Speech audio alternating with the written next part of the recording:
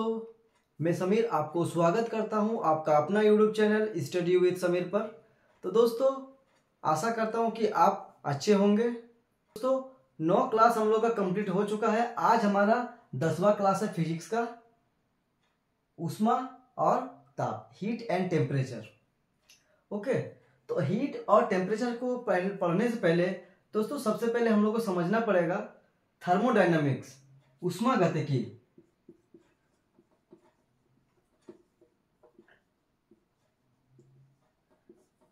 Thermodynamics, ऊष्मागतिकी। दोस्तों, ऊष्मागतिकी क्या होता है, थर्मोडायनामिक्स क्या होता है? भौतिक विज्ञान की एक शाखा है जिसमें हम लोग हीट और टेम्परेचर के बारे में पढ़ते हैं। ओके, थर्मोडायनामिक्स भौतिक विज्ञान की एक शाखा है जिसमें हम लोग ऊष्मा और ताप के बारे में अध्ययन करते हैं, स्टडी करते हैं, उसे थर्मोडायनामिक्स कहते हैं। ओके, थर्मो मीन्स क्या होता है? ऊष्मा होता है। डायनामिक्स मतलब क्या होता है? गति। ओके, तो ऊष्मा का गति जनरली हम लोग क्या करेंगे, इसमें क्या स्टडी करेंगे? ऊष्मा का गति पढ़ेंगे कि ऊष्मा कैसे संचरण करे, कैसे एक जगह से दूसरी जगह ट्रांसफर हो रहा है। ओके, तो चलिए पॉइंट पे आते हैं, ऊष्मा और ताप पर। ऊष्मा एक प्रकार की ऊर्जा होती है। ओके, एक फॉर्म से दूसरे फॉर्म में कन्वर्ट किया जा सकता है।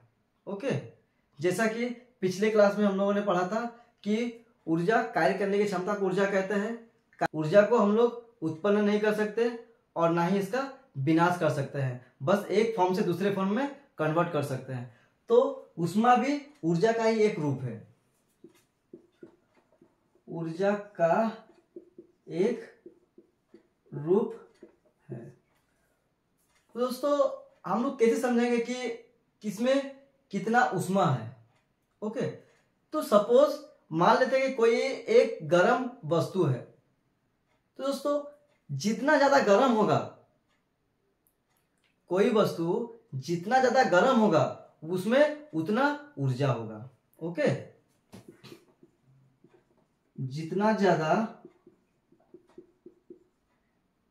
गर्म होगा उतना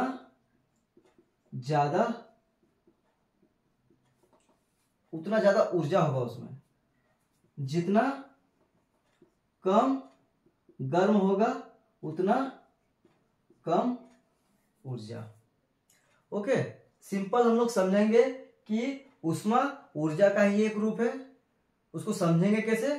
कोई भी वस्तु जो गर्म है वो जितना ज्यादा गर्म होगा उतना ज्यादा उसका ऊर्जा होगा, उससे थोड़ा कम गर्म होगा तो कम ऊर्जा होगा उसमें। अगर पूरा ठंडा रहेगा तो उसमें ऊर्जा कम, बहुत कम रहेगा। ओके, इसे Q द्वारा सूचित किया जाता है। ओके, इसका ऐसा मात्रक क्या है? ऐसा मात्रक जूल। ओके, ऐसा मात्रक क्या है? जूल। आप बोलेंगे कि ऐसा मात्रक जूल क्यों है? क्योंकि ऊर्जा का ऐसा मात्रक क्या है? ऊर्जा का ऐसा मात्रक जूल, इसीलिए ऊष्मा का ऐसा मात्रक क्या है? जूल है। लेकिन जनरली इसको क्या चीज से मापा जाता है? लोकल लैंग्वेज में, जैसे हम लोग डेली लाइफ में इसको बात करते हैं, कैलोरी। ओके, कोई भी आप खाने का प्रोडक्ट्स कहीं से मंगा लीजिए, उसमें लिखा रहेगा कि इसमें इतना ऊर्जा है। वो क्या रहता है? जूल में रहता है क्या? नहीं, वो कैलोरी में रहता है। कि ठीक है, कि इसमें इतना ग्राम कैलोरी मिलेगा। तो जनरली हम लोग समझेंगे कि ऊर्जा, अगर ऊष्मा का ऐसा मात्रक पूछा जाएगा तो उसको जूल लिखेंगे, और साधारण इसे क्या बोला जाता है, क्या चीज से मापा जाता है, तो उसको कैलोरी से। ओके, जो उपकरण जिससे हम लोग ऊष्मा को मापते हैं उसको क्या कहते हैं? उसको कैलोरी मीटर। ओके, इसे कैलोरी मीटर से मापते हैं। ओके दोस्तों, तो आज तो नेक्स्ट टॉपिक है ऊष्मा के प्रकार। ओके, तो दोस्तों, ऊष्मा 3 प्रकार के हो सकते हैं। एक संवेदनशील,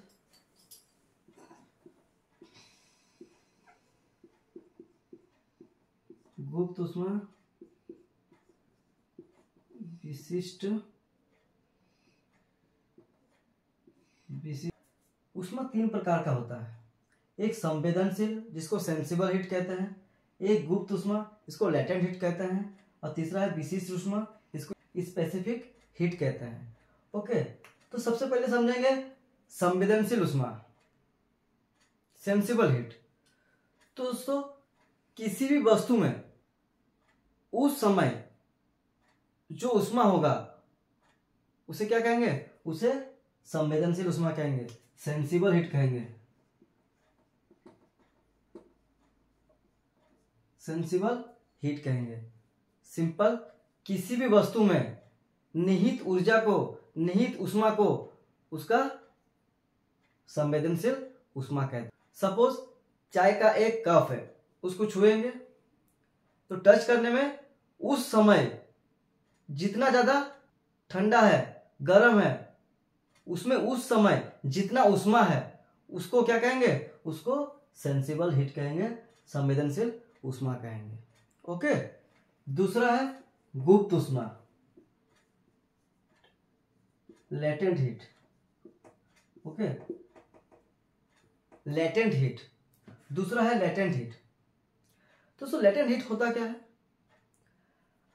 सपोज मान लेते हैं, सबसे पहले एग्जांपल बता देते हैं। लेटेंट हीट क्या होता है? अवस्था परिवर्तन के लिए जितना आपको ऊष्मा देना पड़ता है उसे क्या कहते हैं, उसे गुप्त ऊष्मा कहते हैं। आपको कोई भी वस्तु की अवस्था को बदलने के लिए जितनी ऊष्मा देनी पड़ती है, ओके, जो ऊष्मा बनती है उसे क्या कहेंगे, उसे लेटेंट हीट कहते हैं। चलिए एक एग्जांपल से समझते हैं। सपोज मान लीजिए कि पानी है, ओके, तो पानी 40 डिग्री सेल्सियस में है। इसका अवस्था क्या है? अवस्था जनरली तीन प्रकार का हम लोग पढ़े हैं, ठोस, द्रव, गैस।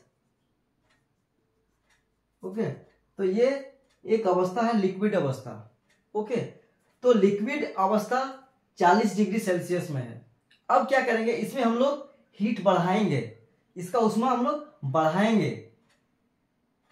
तो क्या होगा दोस्तों, ये अब लिक्विड स्टेट से क्या होगा, ये वेपर बनने स्टार्ट हो जाएगा। कब वेपर बनने स्टार्ट होगा?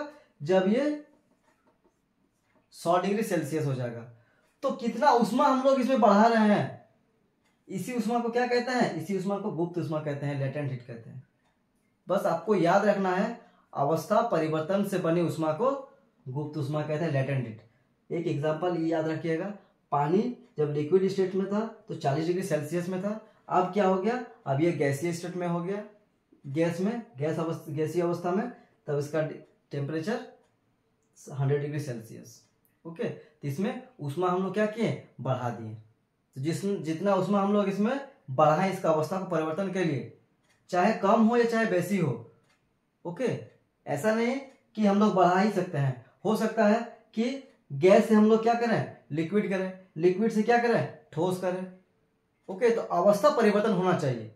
तो अवस्था परिवर्तन जब होगा तो उसमें जो ऊष्मा हम लोग दे रहे हैं या ऊष्मा बन रहा है तो उसे क्या कहेंगे, उसे गुप्त ऊष्मा कहेंगे। ओके, और तीसरा है विशिष्ट ऊष्मा। ओके, सिंपल, 1 केजी, कोई भी 1 केजी का वस्तु को 1 डिग्री सेल्सियस बढ़ाने के लिए, 1 डिग्री सेल्सियस बढ़ाने के लिए जितना ऊष्मा देना पड़ता है उसे क्या कहते हैं, उसे विशिष्ट ऊष्मा कहते हैं। वस्तु का क्वांटिटी कितना होगा, 1 किलोग्राम ही होगा। ओके, वस्तु का जो द्रव्यमान होगा वो 1 केजी ही होगा। तो ये जो 1 केजी वस्तु का द्रव्यमान है, इसका टेम्परेचर जितना भी है, मान लेते हैं कि 40 डिग्री है, ठीक है, क्वांटिटी कितना है, 1 किलो है।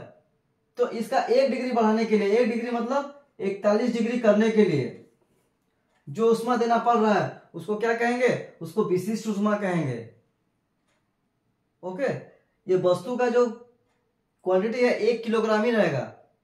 ओके, मान लीजिए कि ये 50 डिग्री का है इसका 1 डिग्री हमको बढ़ाना है, क्वांटिटी 1 kg ही रहेगा, तो 1 डिग्री बढ़ाने में, 1 डिग्री सेल्सियस बढ़ाने में जो ऊष्मा बन रहा है या फिर जो ऊष्मा देना पड़ रहा है उसे क्या कहेंगे, उसे इसका विशिष्ट ऊष्मा कहते हैं।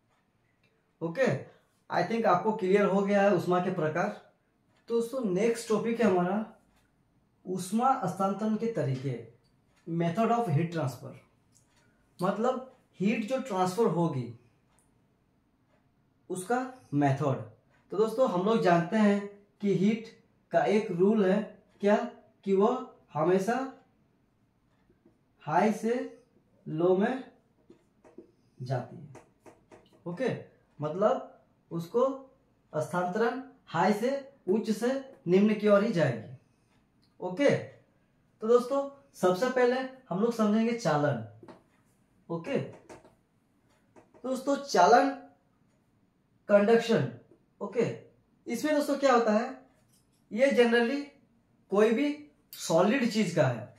जब कोई भी सॉलिड चीज में ऊष्मा का ट्रांसफर होगा, हस्तांतरण होगा, तो दोस्तों उस तरीका को क्या कहेंगे, उस मेथड को क्या कहेंगे, उसको चालन कहेंगे। ओके, तो दोस्तों ये जनरली कैसे पता चलता है, जब मान लीजिए कि जैसे मेरे पास एक कप है, गर्म कप है, उसको हम छुए तो क्या होगा, मेरा हाथ ठंडा है। ओके, ठंडा का दिन में हम गर्म कप को छू रहे हैं, तो क्या हो रहा है, ये जो गर्म है ये मेरे हाथ में आ रहा ट्रांसफर होके। ओके, उच्च से निम्न की ओर आ रहा है, तो हमको क्या हो रहा है, गर्मी का एहसास हो रहा है हल्का हल्का। ओके, जैसे आग है, आग में हम लोग क्या कर रहे हैं, आग में ऐसा करके हाथ को सेक रहे हैं, तो क्या हो रहा है, हल्का हल्का गर्मी हाथ में हम लोग को मिल रहा है। तो जब कोई सॉलिड में ऐसा ट्रांसफर होगा तो उसको जानेंगे कि वो मेथड क्या है, वो कंडक्शन है, चालन है, जब कोई सॉलिड में हो। ठोस में हो। ओके, जब टच करते हैं, जब टच करते हैं।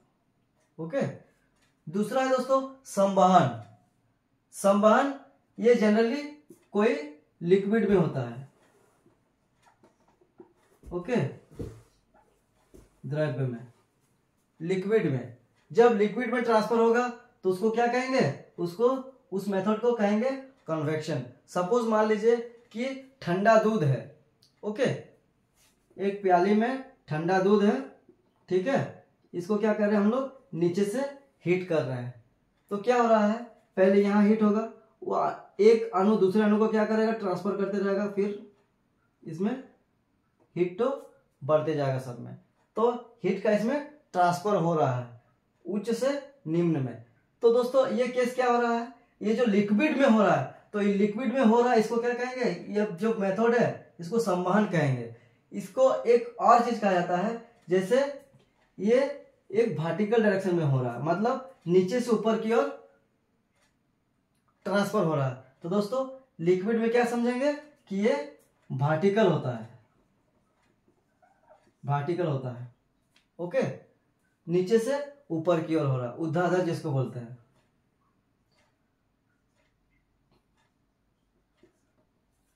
ओके, नेक्स्ट दोस्तों अभिवहन। से ठोस में है, ये लिक्विड में है, तो एक बच गया क्या, गैस। ओके, तो दोस्तों ये जनरली क्या होता है, ये हॉरिजॉन्टली होता है, हॉरिजॉन्टली। जैसे या गर्मी है या ठंडा है, कभी हवा आता है, गरम ठंडा, तो उसमें क्या होता है, जब गैस में ट्रांसफर होगा तो उस मेथड को क्या कहेंगे, एडवेक्शन कहेंगे, उसको अभिवहन कहेंगे। ओके, और लास्ट है हमारा विकिरण। तो विकिरण जस्ट नॉर्मली हम लोग समझ सकते हैं, विकिरण मतलब कोई रे। ओके, तो जैसे मान लीजिए रे का एक एग्जांपल दे देते हैं, जैसे आप ठंडा के दिन में बाहर में रहेंगे तो क्या होगा, सूर्य का प्रकाश जब लगेगा आपके शरीर में तो ऑटोमेटिक क्या होगा, आपको गर्मी लगने लगेगा, पूरा पसीना आने लगेगा। तो पहले आप ठंडा थे, अब क्या होगा, सूर्य का प्रकाश जब आपके ऊपर पड़ा तो क्या होगा, हीट का ट्रांसफर हुआ, पहले ठंडा लगा था, अब गर्मी लगने लगेगा। तो दोस्तों जब रे में होगा तो उसको क्या कहेंगे, उसको विकिरण कहेंगे, रेडिएशन कहेंगे। ओके, तो ये स्थानांतरण विधि है किसका, ऊष्मा का, सॉलिड, लिक्विड, गैस और ये रे, रे मतलब कोई किरण। ओके, तो आई थिंक दोस्तों आपको ये क्लियर है। ओके दोस्तों, नेक्स्ट टॉपिक है हमारा किरचॉफ्स का नियम। ओके, तो किरचॉफ्स जो है दोस्तों बहुत सारा नियम दिया हुआ है, बट ऊष्मा के केस में एक नियम दिया है। तो इनका कहना क्या है कि कोई भी वस्तु ऊष्मा का जितना अच्छा अवशोषक होगी वो उतना ही अच्छा उत्सर्जक भी होगी। इसका मतलब क्या होगा कि जैसे कोई ब्लैक बॉडी है, मान लीजिए कोई काले रंग का कपड़ा है, ओके, उससे क्या होगा, जो उसको अगर आप पहनेंगे तो क्या होगा, आपको बहुत ज्यादा गर्मी लगेगा। क्यों? क्योंकि वो प्रकाश के रंग को क्या करेगा, वो अवशोषित कर लेता है। इससे चलते क्या हो रहा है, आपको गर्मी लग रहा है। तो दोस्तों अगर काला कपड़ा में आपको पहनने से ज्यादा गर्मी लग रहा है, तो दोस्तों अगर आप ठंडा के दिन में भी पहनेंगे काला कपड़ा तो क्या होगा, ठंडा भी कम लगेगा। सपोज मान लीजिए कि एक काली कप में आप चाय लेके आएंगे, उसमें क्या करेंगे, उसमें क्या होगा, उसमें आपका जो चाय है बहुत जल्दी ठंडा भी होगा। ओके, तो इनका कहना बिल्कुल साफ था कि कोई भी वस्तु ऊष्मा का जितना अच्छा अवशोषक होगी उतना ही अच्छा उत्सर्जक भी होगा। ओके, मतलब कि जितना ज्यादा आपको ठंडा लगेगा जहां, वहां उतना ज्यादा गर्मी भी लगेगा। सपोज एक रेगिस्तान में मान लेते हैं एक एग्जांपल, कि रेगिस्तान में आपको गर्मी के दिन में जितना गर्म लगेगा, ठंडा के दिन में आपको उतना ज्यादा ठंडा लगेगा वहां। कोई भी वस्तु ऊष्मा का जितना अच्छा अवशोषक होगी उतना ही ज्यादा उत्सर्जक भी। दोस्तों नेक्स्ट टॉपिक हमारा ताप, टेम्परेचर। ओके, तो दोस्तों टेम्परेचर क्या होता है, तो कोई भी वस्तु में यह बताता है कि वह कितना गर्म है या कितना ठंडा है। ओके, ऊष्मा और ताप में बहुत ज्यादा डिफरेंस है। बहुत किसी को समझ में नहीं आता कि ऊष्मा और ताप में डिफरेंस भी है। ऊष्मा क्या है, एक ऊर्जा का रूप है। कोई वस्तु में जितना ज्यादा गर्म होगा वो उसमें उतना ज्यादा ऊर्जा होगा। लेकिन ताप क्या है कि कोई वस्तु कितना ठंडा है कितना गर्म है उसको बताता है कि ये वस्तु इतना है, 40 डिग्री गर्म है, कोई वस्तु 50 डिग्री गर्म है, ठंडा है। ये कौन बताता है, टेम्परेचर बताता है। जैसे आप अगर डॉक्टर के पास जाएंगे तो क्या ऊष्मा मापाएंगे, वहां पे जाके ऊष्मा का मेजर कराएंगे? नहीं, वहां जाके आप बोलेंगे कि आप मेरा ताप का मेजर कीजिए। ओके, मतलब मेरा शरीर कितना गर्म है या कितना ठंडा है। ओके, तो दोस्तों सिंपल ताप को ऐसा मात्रा क्या है, केल्विन है। ओके, कैपिटल के। ओके, और बाकी सेल्सियस,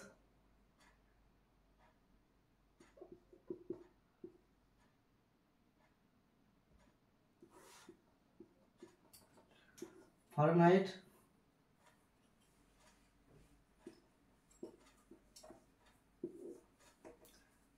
ओके। इसका फॉर्मूला क्या होगा दोस्तों,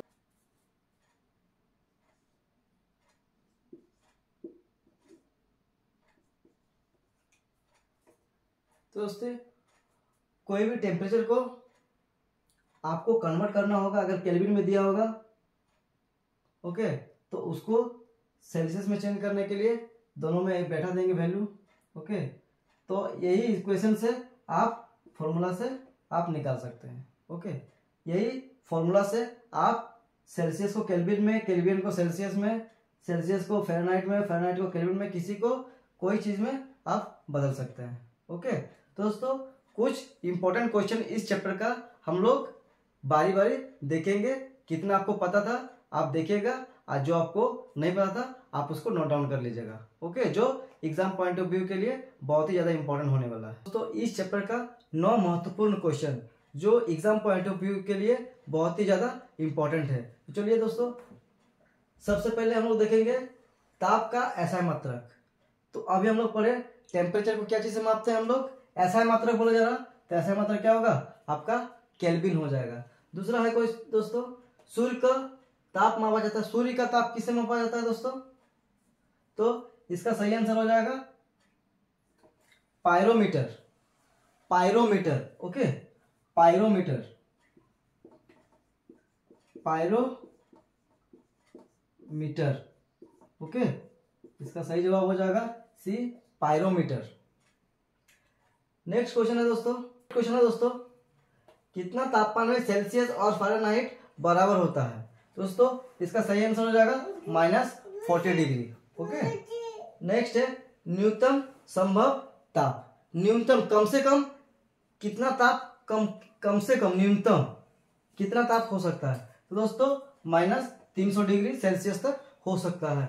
ओके, नेक्स्ट क्वेश्चन है कि सौर कुकर के अंदर का रंग क्या होता है। तो दोस्तों ये काला क्या आता है, क्यों, क्योंकि ये अच्छा अवशोषक होता है। ओके, नेक्स्ट है दोस्तों 273 केल्विन का मान 0 डिग्री सेल्सियस के बराबर होगा। ओके, नेक्स्ट है वस्तु को गर्म करने पर अणुओं की गतिज ऊर्जा बढ़ जाती है, चाल बढ़ जाती है। ओके, तो इसका आंसर होगा चाल बढ़ जाएगा। ओके, नेक्स्ट है ऊष्मा मापने का उपकरण। ऊष्मा मापने का उपकरण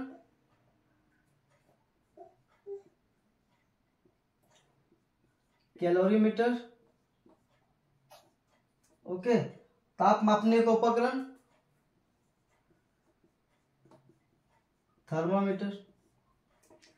ओके, तो दोस्तों आप स्क्रीनशॉट एक बार ले लीजिए।